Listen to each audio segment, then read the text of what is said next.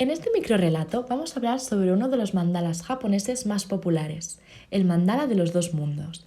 Pero antes de empezar queremos aclarar qué es un mandala. Principalmente el término mandala nos remite a los mandalas orientales tibetanos. Se trata de un diagrama concéntrico que representa la expansión y la contracción del universo en relación a un punto central a través del cual el iniciado puede llegar a profundizar en el conocimiento de sí mismo. El mandala se refiere a un área espiritual o sagrada, convirtiéndose así en un símbolo del crecimiento espiritual. El carácter exterior del mandala representa el cosmos y cómo poco a poco este tomó su forma. En el diccionario de la Real Academia Española podemos encontrar el término mandala o mándala. Ambos términos hacen alusión a un dibujo complejo, generalmente circular, que representa las fuerzas que regulan el universo y que sirve como apoyo de la meditación. El mandala en su forma más simple y pura suele ser representado como un círculo. El concepto de mandala tiene su origen en Oriente, pero actualmente podemos encontrarlo presente en muchas de las culturas y religiones del mundo. Podemos encontrar la síntesis del mandala en círculos de la naturaleza. Por eso se suele representar como un círculo. Lo vemos en los astros, las frutas, las flores, las células, los óvulos, así como los ciclos circulares del calendario, como los solsticios, el ciclo lunar o incluso ciclos del día tras día, ¿no? Como el día y la noche. Los mandalas tienen distintas funciones. La principal es que se le pretende recordar al espectador la sacralidad del universo y la santidad potencial del ser humano, porque como ya indica la filosofía budista tibetana, cada ser es un Buda en potencia. Y se le pretende inspirar a esta meditación, a ese camino para lograr ser Buda. Las funciones que se le atribuyen al mandala en las diferentes culturas son muchas. Entre ellas queremos destacar el mandala como símbolo de lo sagrado y lo divino, el mandala como vehículo canalizador de energía, el mandala como punto de encuentro entre el mundo externo e interno. Otras culturas y tradiciones relacionadas con el budismo también crean mandalas. El primer ejemplo son los yantras hindúes, como vemos en pantalla. Son mandalas en los que predomina el círculo y el cuadrado, pero también el triángulo como representación de la energía cósmica, femenina y masculina. Otro ejemplo son los kolan, creaciones de tipo mandálico procedentes del sur de la India. Los kolan son un tipo de oración pintada y son realizados por mujeres indias sobre las paredes o entradas de las casas como símbolos de protección y prosperidad. Otro ejemplo son los rosetones de las catedrales góticas o el dibujo de las plantas de la construcción de las iglesias cristianas como símbolo universal. En Japón, los mandalas se llaman mandara y es un concepto que alude a la fuente o al origen de la experiencia de Buda al iluminarse bajo el árbol sagrado de Bodhi. Entre el siglo XIX, el término japonés mandara empezó a utilizarse no solamente para referirse a las pinturas circulares de carácter esotérico, sino a toda la pintura del contexto religioso. Fueron Saicho y Kukai, dos hombres santos japoneses, quienes introdujeron el mandala en Japón a principios del siglo IX al regresar de sus misiones de estudio en China. Respectivamente fundaron las escuelas Tendai y Shingon, cuya historia está íntimamente relacionada con la evolución de los mandalas y su iconografía. Existen numerosas formas de mandala en Japón, pero la más conocida es el mandala de los dos mundos. El mandala de los dos mundos es un conjunto de dos mandalas, el mandala de la matriz y el mandala del mundo del diamante. En Japón se conocen como los mandalas Ryokai y el mandala de la matriz se denomina Taichokai y el del reino del diamante Kongokai. Estos dos mandalas conforman el núcleo de los rituales esotéricos del budismo tántrico, que se expande a partir de la escuela Shingon y es una extensión del budismo Mahayana.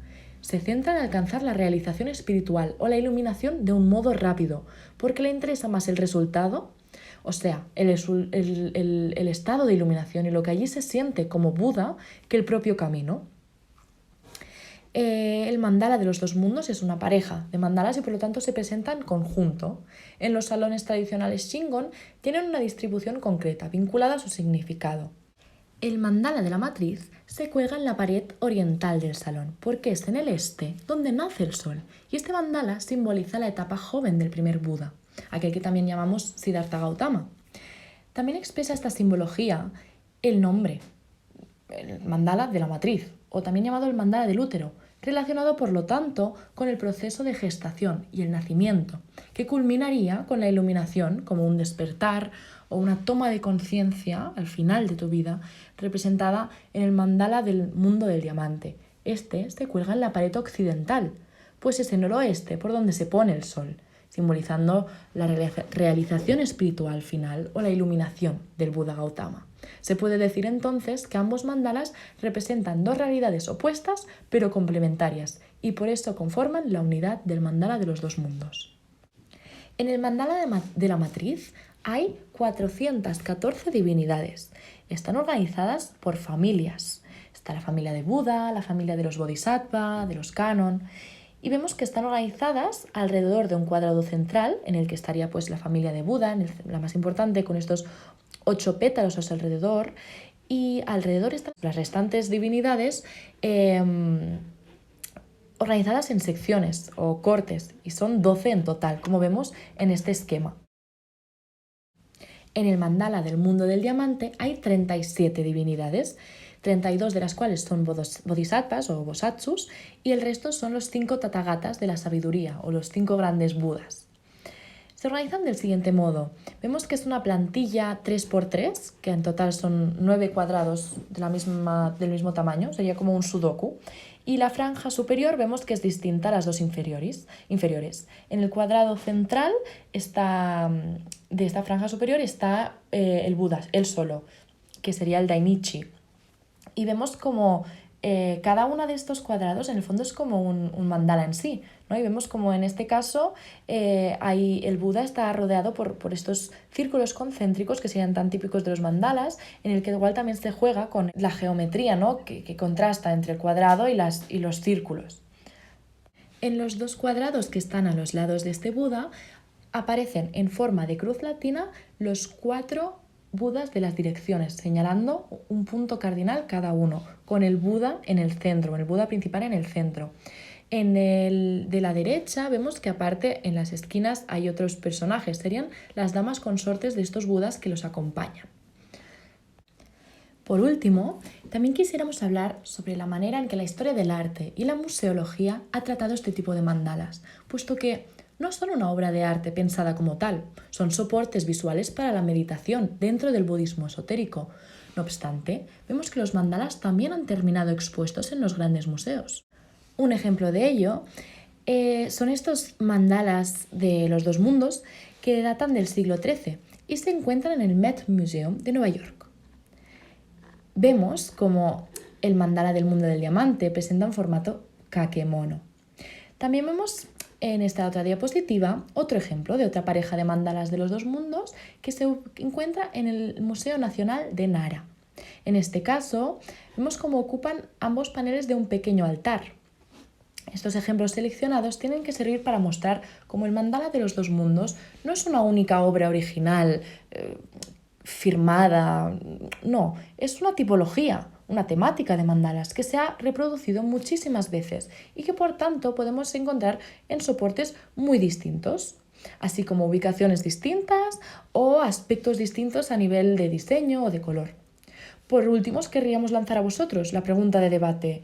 Partiendo del hecho de que no son obras de arte pensadas como las tradicionales occidentales, que entran en los museos mayoritariamente por la firma del autor, sino que son soportes para la meditación en la religión budista, ¿vosotros creéis que deberían estar expuestos en museos?